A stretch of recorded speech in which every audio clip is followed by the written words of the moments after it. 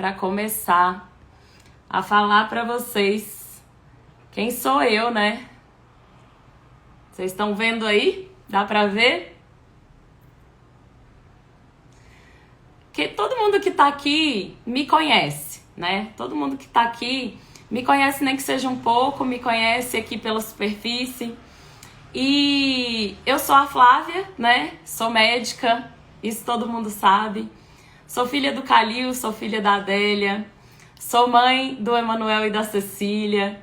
Mas isso tudo aí é a minha superfície, né? E eu esqueci de me apresentar em primeiro lugar, como essência de Deus, essência divina. E eu demorei a descobrir isso. E depois que eu descobri isso, eu fiz uma grande transformação na minha vida. E eu não poderia deixar de trazer esse segredo para todo mundo que fala: Flávia, como você tá mudada, como você mudou, como você tá diferente. Isso todo mundo sente, até por foto, né? Como sua energia é outra. E exatamente é isso mesmo. Foi essa estrada. E eu coloquei essa foto aí, essas duas fotos, deu bem pequenininha, pra mostrar que eu já era linda, ó. Olha que gracinha. Mas eu não achava.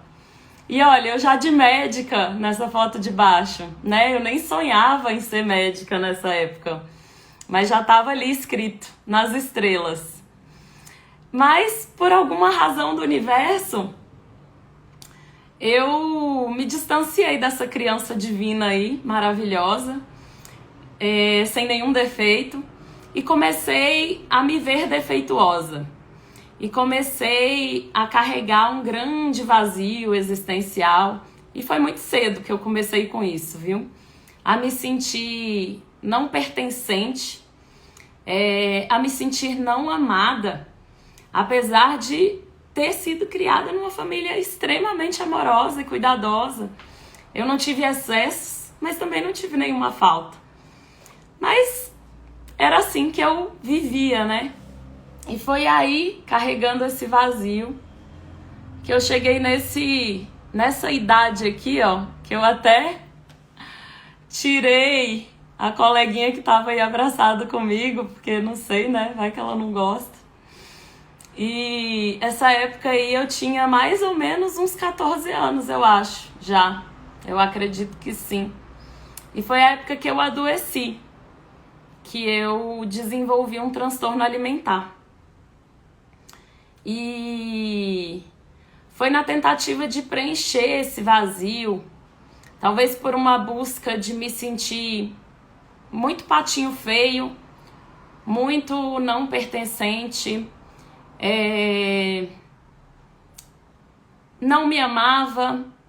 Então essa sensação de angústia existencial me levou a esse buraco que eu tentava preencher com comida. Eu sempre gostei muito de comer. E nessa época, eu tive uma doença, uma hepatite. E quando eu tive essa hepatite, sem querer eu vomitava com tudo que eu comia. E eu emagreci bastante. E aí eu pensei, né, naquela cabeça de criança, nossa, isso aqui emagrece. E comecei a repetir esse comportamento. E aí eu falava pra mim mesma, não, vai ser a última vez. Eu não vou fazer mais isso. Isso é feio, isso é errado. E eu não conseguia controlar. Quando eu via, eu estava repetindo novamente esse comportamento.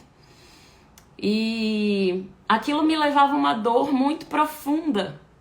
Muito profunda. Quanto mais eu repetia esse comportamento do transtorno alimentar, mais eu me culpava, mais eu me batia, mais eu botava um chicote na mão. Eu cheguei nessa época a escrever no meu guarda-roupa, assim, que eu era uma porca gorda. E que eu não merecia amor, que eu não merecia nada por quem eu era. E isso é muito doloroso para uma criança, né? Que eu era uma criança ainda, uma adolescente. Só que isso foi virando uma bola de neve na minha vida. E eu fui fazer medicina, né? Com 18 anos, eu resolvi que eu queria fazer medicina. Mas eu já tinha na minha mente uma ideia de busca por beleza. Boa noite, seja bem-vindo, Cleison.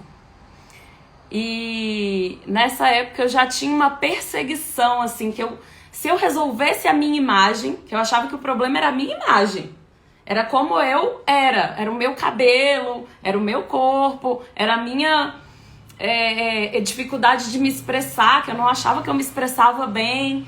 Se eu resolvesse a minha imagem, eu ia ser feliz, eu ia parar de repetir esse comportamento de provocar vômito, porque eu achava que eu fazia isso porque eu me sentia feia e gorda. E aí começou uma busca compulsiva por beleza, por alterar a minha aparência física, por me manter magra, fazia dieta. Aí mais pra frente um pouco comecei a pintar cabelo, alisar cabelo, foi desde muito cedo, pra formar uma imagem que fosse aceita. E é um grande engano a gente achar que a nossa imagem, até postei um vídeo hoje da doutora Ana Beatriz falando isso, uma frase da Coco Chanel, falando que é um grande absurdo a gente achar que a nossa imagem confere algum valor pra gente, que é a nossa essência. Não que não seja importante, eu continuo e gosto de me arrumar, mas naquela época eu vinculava o meu valor a isto. Então imagina como na minha cabeça eu não tinha valor nenhum, realmente. Porque se o meu valor estava na cor do meu cabelo e como ele estava se apresentando e no formato do meu corpo, eu realmente não, pra mim, não tinha valor nenhum. E uma pessoa que carrega desvalor, ela reflete desvalor. Então, passei a atrair relações assim pra minha vida, né? E situações assim também, continuamente. E aí eu vou colocar aqui mais uma imagenzinha aqui pra vocês, que foi quando, no momento aqui mais nova embaixo, da minha formação. Essa foto, se eu não me engano, foi tirada lá no HMIB. E mais em cima ali, depois de uns anos já formada, nas minhas especializações que eu fiz de dermato, de estética, isso tudo aí porque eu valorizava realmente muito a questão estética. Só que nessa época aí já começou a doer aqui dentro essa questão do preenchimento não ser de fora para dentro, e sim de dentro para fora. Inconscientemente isso me doía. Quando eu via pessoas com distúrbio de imagem, também como eu tinha, aquilo me doía. A gente sente, o recado do nosso inconsciente é muito claro, né? Ele vem trazendo pra gente situações pra gente tentar elaborar e resolver. Só que inconsciente a gente não percebe que o problema não é fora, é dentro. E ali começou a me doer. Cada vez que eu preenchia um rosto, cada vez que eu colocava um botox, eu pensei em pessoas que mostravam que estavam fazendo isso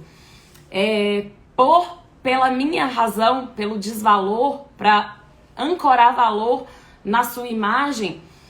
Aquilo me doía muito. E eu comecei a me desencantar e não entender. Mas, gente, sempre foi meu sonho. Sempre quis trabalhar com estética, sempre quis. Achava que eu ia encher o mundo de beleza. Que se a gente deixasse todo mundo lindo, ia resolver o problema de todo mundo. E comecei a questionar a minha escolha profissional. Né? Comecei a pensar, eu não dou as respostas. Não é possível. Não é possível, porque a felicidade de um preenchimento externo dura 5 minutos. Ou, sei lá, dura um dia, 24 horas. Depois você cai de novo para aquela sensação de desvalor, de desmerecimento. E nisso a pessoa tá lá, investe, gasta dinheiro, como eu já fiz muito. E eu me lembro de uma paciente uma vez que chegou e pagou o procedimento, né? Para fazer uma substância que dissolvia gordura.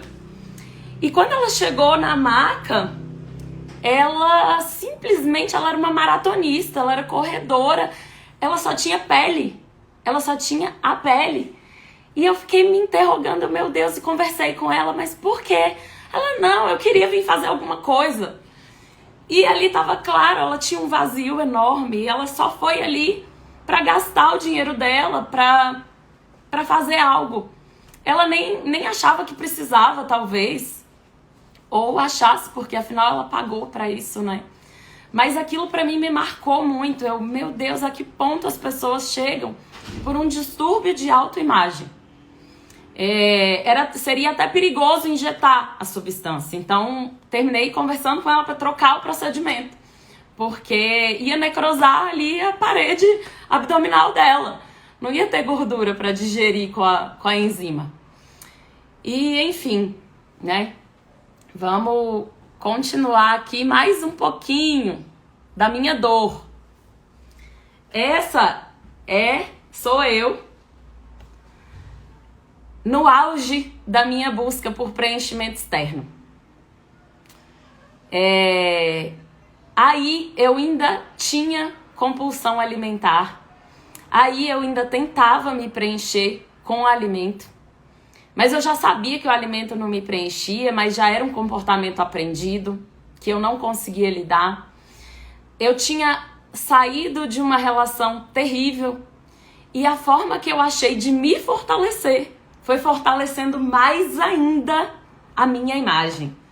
Foi botando aplique no cabelo, foi fazendo mais preenchimento, mas a dor continuava lá. A angústia, aliás, se tornou até mais forte. Nesse período, eu sentia uma queimação, uma dor no meu peito, que era contínua. E uma vez, a minha psicóloga na época me falou que essa dor era o afastamento do meu propósito, da minha essência. E eu não conseguia entender qual era o meu propósito, qual era a minha essência. Eu só sabia que eu estava muito ferida, extremamente ferida. E aí foi o ano que eu acho que eu mais gastei com procedimento, com viagem, com vinho para beber, porque é esse o lugar onde as pessoas vazias vão, é para a busca do preenchimento. Ou elas vão se preencher, ou elas vão se anestesiar. É aí que vem tantos vícios, né? E foi aí no auge dessa dor, né? Buscando por preenchimento e vivendo cada vez um desmoronamento maior, interno, né? De quem eu era, sem saber se eu fazia o que eu gostava, é que eu decidi começar a renunciar, a largar de mão de tudo isso, deixar para trás aquilo que não estava mais fazendo sentido. E foi na época, inclusive, que eu me afastei da dermatologia para mergulhar em mim. E nessa época eu pensei, eu vou ficar aqui com o que é importante, que é meus filhos, minha casa, o meu autocuidado, o meu autoamor e as minhas buscas. E passei a investir nisso, pesadamente, maciçamente, em busca de conexão. Foi aí que eu pensei, se alguém tem conexão com algo maior, com um propósito, com um sentido de vida, eu vou atrás. Aonde for, eu vou atrás. E aí eu comecei a fazer inúmeras terapias, buscar religiões. E aqui eu vou colocar mais uma imagem desse caminho que eu fui fazendo, me entregando plenamente para abrir esse sentido de uma conexão com algo maior.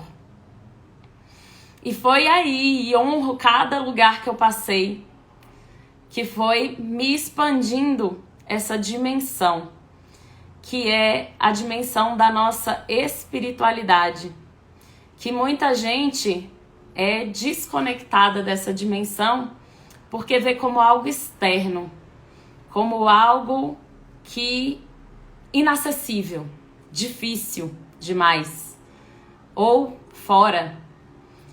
Mas não, essa dimensão eu encontrei, e eu encontrei ela dentro de mim. E quando a gente fala em espiritualidade, muita gente acha que é religião, né? E fala, agora você vai prescrever religião. Não. Religião e espiritualidade são conceitos diferentes. A religião, ambas possuem o mesmo propósito, o mesmo fim, que é nos guiar para esse sentido de propósito na vida, de significado na vida.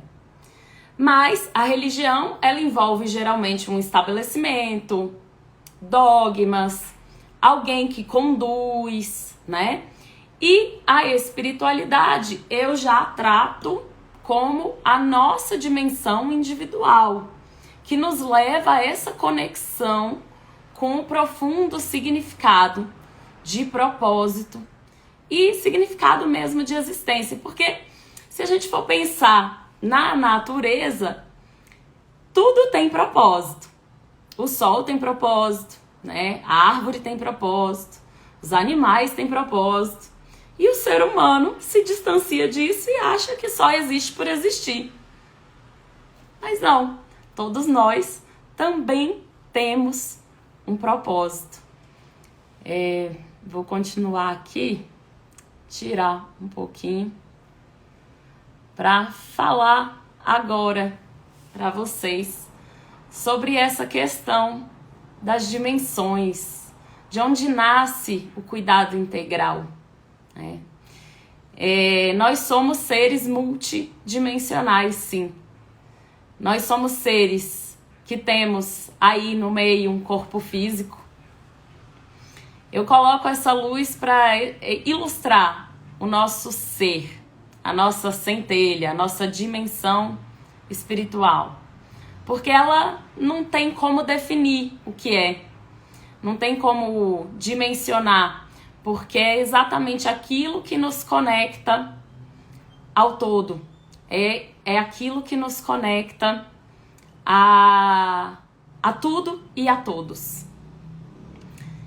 E aí nós temos uma mente que está ali em cima com umas florzinhas. Nós temos a nossa comunicação, né? Olha o balãozinho ali. Nós temos as nossas emoções representadas ali pelas carinhas. Nós temos as nossas relações representadas ali pela família. Nós temos o nosso coração, a nossa alma, o nosso amor a que nós nos devotamos. E nós temos finalmente um corpo. E eu trago uma analogia para entender melhor, que a gente se cria e recria todos os dias a partir de todas essas dimensões. Assim como as nossas células se renovam, né? A cada 7 dias, a cada 28 dias, tem um ciclo de renovação. O nosso ser integral também está se recriando e se reconstruindo a todo momento. E eu trago a analogia como, imagina um bolo, né? Imagina, vamos criar um bolo. Ninguém nunca fez um bolo na vida. Que é a primeira coisa? Tem que ter tido uma luz, uma ideia. Essa ideia é essa luz, que ninguém sabe ainda o que vai ser formado. Mas já existiu uma ideia. A partir dali, eu vou passar para o campo mental, o processo de criação. E na mente existe todas as possibilidades de todos os ingredientes que podem ser usados. Depois eu vou comunicar, né? Eu vou precisar do meu poder de comunicação e de fala para criar e para escolher o que eu quero. E eu falo que qualquer coisa para ser criada tem que ter uma devoção. Então, se eu não me devoto àquela ideia, ela não vai para frente, ela fica só no meu mental. Então eu tenho que escolher me devotar àquela ideia. E aí vem as emoções, que são o que determinam. Se eu tenho emoções positivas e fortes, eu me determino a fazer. E se não, eu vou desistir ali. E depois eu vou partilhar. E por fim o corpo é o bolo já pronto, né? Já tá pronto, saiu do forno, se solou, se queimou. No bolo não tem mais o que fazer, né? Joga fora. O corpo não. A gente não joga fora.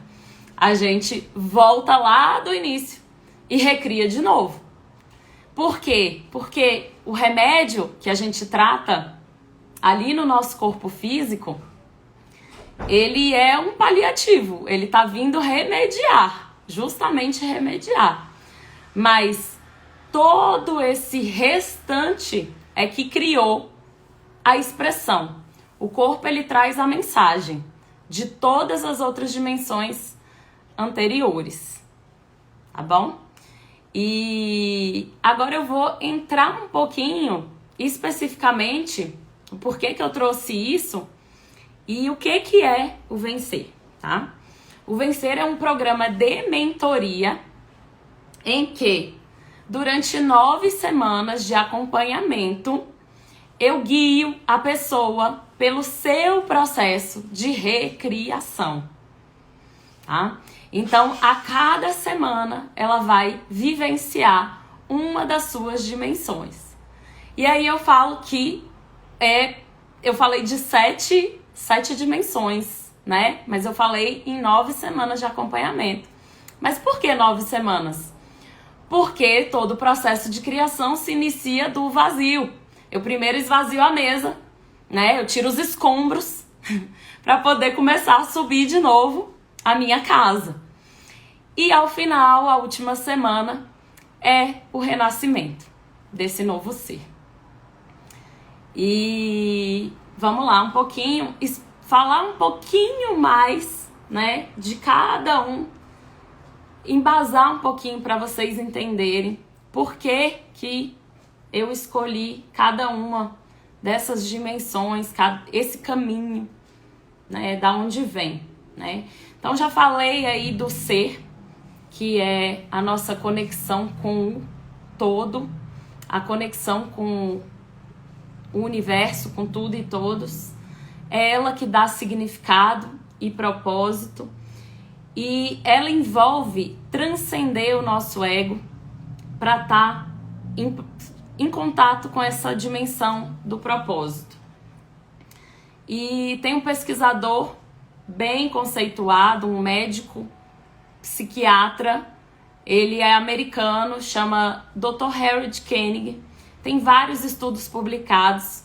Se vocês forem abrir Google Escola, Cielo, vocês já vão achar muitos artigos científicos conectando medicina, saúde e espiritualidade, trazendo saúde como uma dimensão, como esse significado, tá? Não é prescrever religião a ninguém. Se a pessoa se sente aberta, se quer ter uma religião, claro, é a escolha dela, né? Mas eu mesma não tenho nenhuma. Eu busquei beber de várias fontes, mas isso é uma escolha individual de cada ser humano. Se facilita buscar uma religião, busque uma religião. Mas essa dimensão não necessariamente precisa ser acessada num meio religioso, tá? E o que o Dr. Harold Koenig traz de dados, né? Ele traz aqui que pessoas espiritualizadas ou até mesmo religiosas, porque no estudos dele ele usa mais como filtro a religião, porque é mais fácil de filtrar isso do que perguntar em questionário se a pessoa é espiritualizada ou não, como dimensionar é mais difícil. E 80% das pessoas são mais felizes, 60% das pessoas são menos propensas a terem depressão e ansiedade, tem uma menor taxa de suicídio, são pessoas mais produtivas e mais satisfeitas com o próprio trabalho, comem mais e melhor. Talvez comer mais aí para muita gente não seja muito bom, mas para mim indica fartura, né? Tem uma menor tendência a ter vícios, e as pessoas espiritualizadas têm menor quantidade de fatores inflamatórios, interleucina 6, interferon gama no corpo, as principais citocinas inflamatórias envolvidas em todos os processos inflamatórios corporais. Então, quer dizer, seja uma pessoa espiritualizada pelos artigos científicos, né? Bom, e aí, aqui em Brasília tem um professor também, que é o Dr. Tosta, da Universidade de Brasília, que tem estudos sobre o efeito da prece no sistema imunológico, também trazendo efeitos positivos. Então, tem muitos dados positivos. A questão somente em relação ao cuidado pelo profissional é de não levar as próprias crenças para as pessoas que ele acompanha, né? Não levar os seus dogmas, para não interferir, às vezes até piorar a situação da pessoa. Talvez estimular que isso seja desenvolvido. E essa é uma das propostas da minha mentoria, tá? No aspecto de saúde mental, e eu até tive uma pergunta lá no direct, de que forma a nossa mente influencia no nosso estado físico, tá? A mente é a nossa comunicação interna, né? São os nossos pensamentos. E uma curiosidade, a gente tem mais ou menos 20 mil pensamentos por dia. Pense como a mente é uma tagarela. Só que grande parte, a maioria desses pensamentos são autocentrados, então são sobre nós mesmos, e são negativos. Então quer dizer, você é seu pior inimigo. Você pensa o dia inteiro, pensa mal de você o dia inteiro. E como que isso afeta a nossa saúde? Pensamentos negativos geram também fatores inflamatórios negativos no nosso corpo. Fatores inflamatórios negativos já tem correlação que o estresse crônico aumenta os níveis de depressão, o estresse crônico aumenta a doença cardiovascular, o estresse crônico leva a uma diminuição do nosso córtex cerebral, então aumenta o risco de ter Alzheimer e outras doenças neurodegenerativas. Então é assim que a nossa mente sabota o nosso corpo. Quando eu falo que o corpo é o mensageiro, é por isso, ele traz o recado. O problema, a gente vai avaliar em que camada que ele tá. Então, a partir da mente, eu falei que trabalho a camada da comunicação, da voz. E por que isso, Flávia? Como assim? A voz, o que eu falo? Se a mente é a nossa comunicação interna, a nossa voz é o quê? A nossa comunicação externa. E além de fazer o mesmo processo internamente no nosso corpo, ela ainda faz com o do colega, né? Que às vezes eu tô ali falando coisas negativas e tô ali produzindo no outro também uma sensação de mal-estar, um pensamento de mal-estar que gera uma emoção de mal-estar que eleva a inflamação no corpo dele. E a comunicação positiva, uma coisa que eu queria trazer aqui, não é a positividade tóxica, tá certo? Porque muita gente acha que é e não é.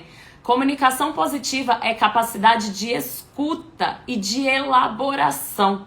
É a gente ter capacidade de presença, escuta e elaboração de melhores respostas que direcionem a gente para a solução e nunca para a vitimização ou para a culpa.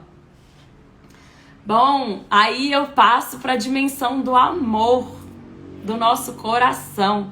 E quando eu falo amor, não é aquela paixão, não é o amor do marido, da esposa, do filho, nem nada disso. Pode até ser, mas é a que eu devoto a minha vida. E todos nós devotamos, temos uma razão, o propósito, e a gente se devota àquilo.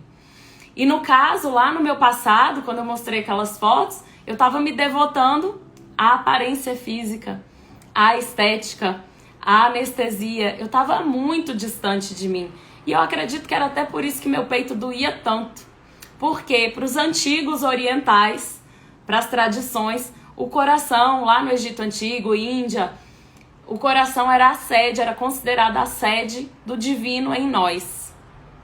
E durante muito tempo, a ciência tratou o coração apenas como um bombeador de sangue, um distribuidor de sangue e oxigênio para todo o nosso corpo.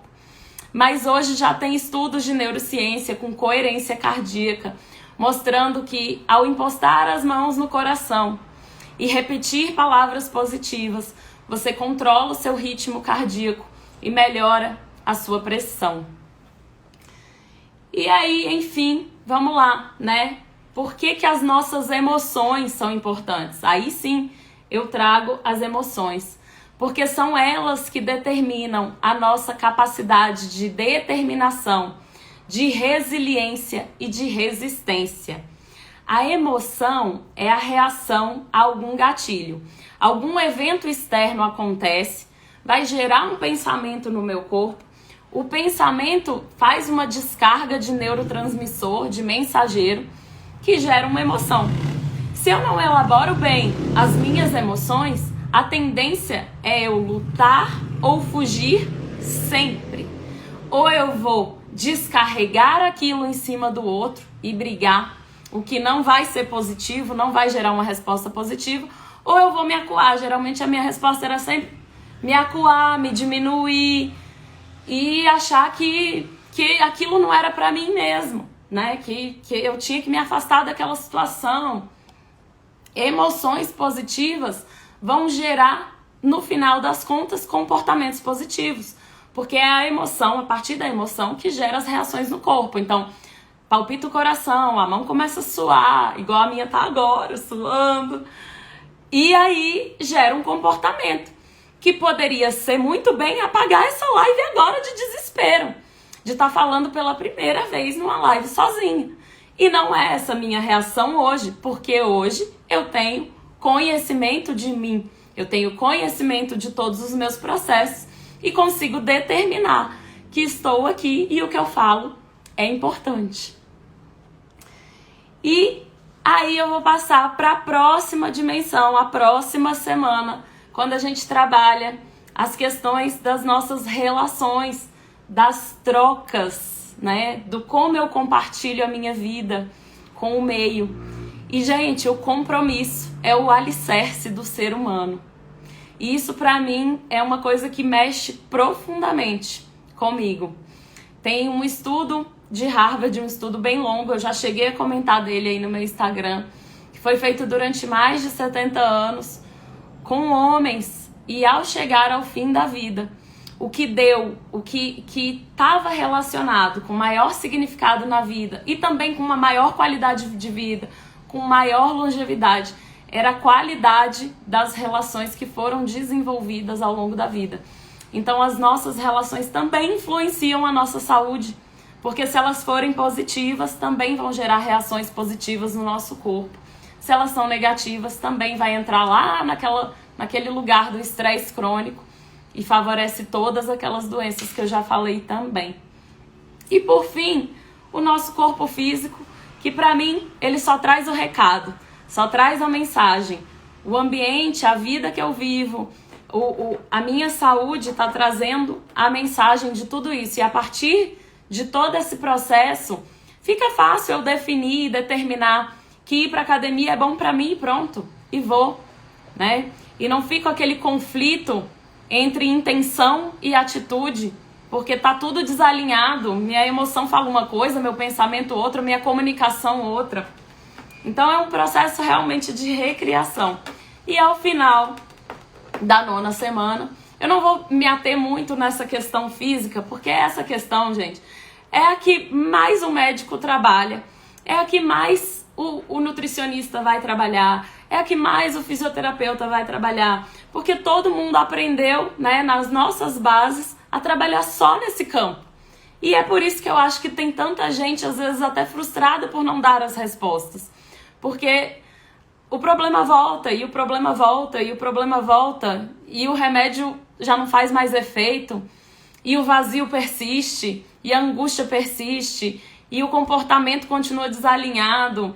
Então, é uma mentoria de saúde integral, é uma mentoria de autoconhecimento, sim, porque saúde integral envolve todas essas questões, não é somente um raio que cai na minha cabeça e traz uma doença. E eu vou trazer até uma história minha íntima, né? Que eu, há 2 anos atrás, mais ou menos, depois de passar por todas essas questões, eu já estava mergulhada no meu processo de me conhecer, de tentar entender a raiz da minha dor, da compulsão alimentar, da sensação de desvalor que eu carregava. E eu estava completamente fechada para relacionamentos. Eu me fechei para isso porque me doeu muito em algum momento da minha história isso. E aí, o que aconteceu, né? Nesse processo, durante 3 anos que eu fiquei completamente fechada, eu entrei em menopausa precoce. Quer dizer, eu comuniquei ao meu corpo que eu não precisava mais, né? Que eu tava totalmente fechada mesmo. E na época foi muito doloroso pra mim, porque eu tava com 37 anos. Eu pensei, gente, isso não é justo. Mas por quê? Eu sou jovem. E aí acabou o meu feminino, e agora? E já intuída de todo esse significado, eu trouxe a resposta que eu precisava pra mim, que foi que eu já estava passando de fase, que eu já estava entrando no meu arquétipo, na minha simbologia da anciã, da mestra que traz a sabedoria, e que isso estava me fazendo, na verdade, um looping, um salto evolutivo. Porque a nossa evolução, a nossa vida, ela acontece assim, né? Altos e baixos, como do eletrocardiograma, que levanta e sobe, né? Quando para, porque já morreu. Mas quando a gente vai fazer saltos, né? A gente geralmente faz um looping, a gente acha que tá piorando, e de repente é o impulso que você sobe e continua na sua jornada. E foi assim que eu ressignifiquei esse meu processo, me conferindo a mim mesma um título de mestra, de anciã, de uma pessoa que carrega uma sabedoria. E não diferente disso, hoje, nesse momento, lançando esse projeto, eu estou confirmando para mim isso. Então, propósito e significado é aquilo que eu dou para mim. Se você acha uma grande besteira, é seu. Mas eu conferi o propósito e o significado. E a partir disso, eu me tornei uma pessoa mais leve, mais alegre, que acabou a sensação do vazio existencial, porque eu fiz toda essa trajetória que foi muito longa, que foi dolorosa, porque autoconhecimento não é só cuidar da pele, cuidar da beleza, não é. É enfrentar as nossas dores, é enfrentar os nossos vazios, é conversar com esses traumas que ficaram lá no passado e trouxeram esses bloqueios. E todo esse processo eu fiz, toda essa jornada eu fiz, e me sinto plena, integrada e pronta para ajudar aqueles que compartilham também dessa dor, desse vazio, dessa falta de significado, dessa dificuldade, desse cansaço em tentar, tento por aqui, não vai, tento por ali, não vai. E, bom, para finalizar,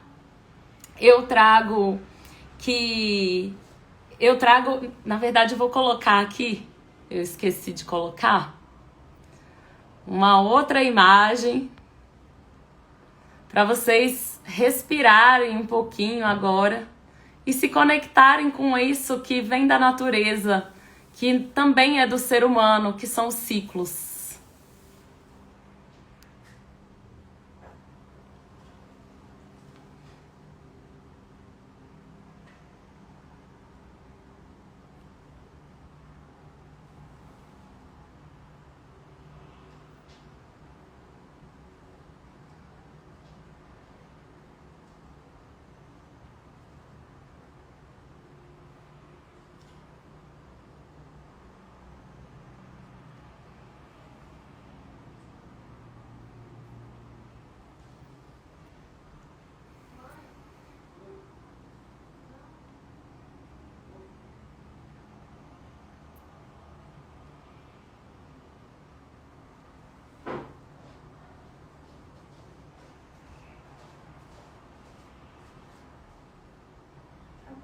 Não.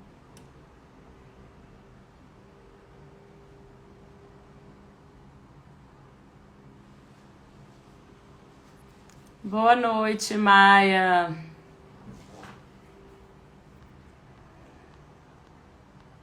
Gente, se alguém tiver mandado uma pergunta, eu não vi.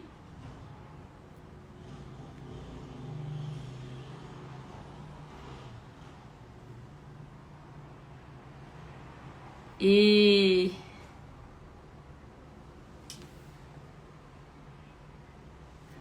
deixa eu tirar agora, senão ela vai voltar. Para eu finalizar. Bom, como foi para vocês sentirem o fluxo?